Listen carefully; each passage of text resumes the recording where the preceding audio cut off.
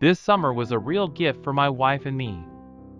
The second anniversary of our marriage was approaching, and we decided to spend this special time with my mother-in-law, who lives in a small picturesque town.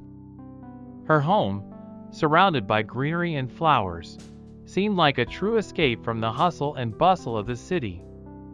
My mother-in-law, Elizabeth, has always impressed me with her incredible beauty and activity. Although she was 60 years old, she looked like a model on the cover of a glossy magazine. Her long hair was the color of wheat, and her eyes sparkled with clarity and cheerfulness. Her figure remained slim and trim due to her active lifestyle. She practiced yoga regularly, walked outdoors, and took care of her health. The days were spent in a relaxed atmosphere. We walked through the local forests, enjoying the clean air and the crystal clear water of the river that flowed near my mother-in-law's house. On our morning walks, Elizabeth told us interesting stories about her life, how she found the strength to survive her divorce from her husband when she was only 40 years old. We spent a lot of time on the terrace of the house, watching the sunset and enjoying the view of the mountains in the distance. My mother-in-law gave us invaluable advice on how to maintain a happy marriage and how to cherish the moments we spent together. Throughout the time we spent at my mother-in-law's house, she surrounded me with a very strong, caring attitude. That's what I thought before everything happened. Now I realize it was much deeper than that. One day my wife and I threw a party for my mother-in-law to celebrate our wedding anniversary. Oddly enough, a few glasses of champagne had a very strong effect on me. We broke up at 1 o'clock in the morning and went to bed.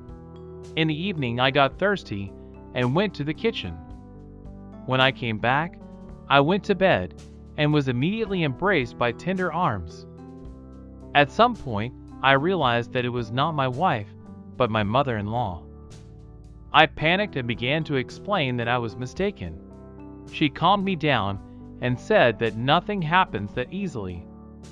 We had a close relationship.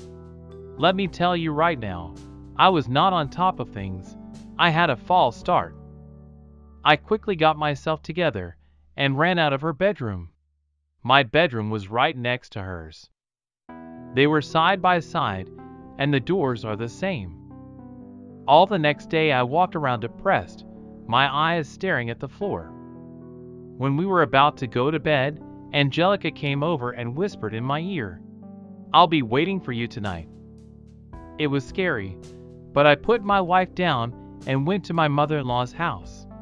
The second time was much better. My mother-in-law was passionate, which turned me on even more. We did it in half an hour, and then I went to my wife's bed. The last week we stayed at Angelica's, I came to her at night. After a week we left. I never had a close relationship with my mother-in-law again. A year later, Angelica married. Her husband was 10 years her junior.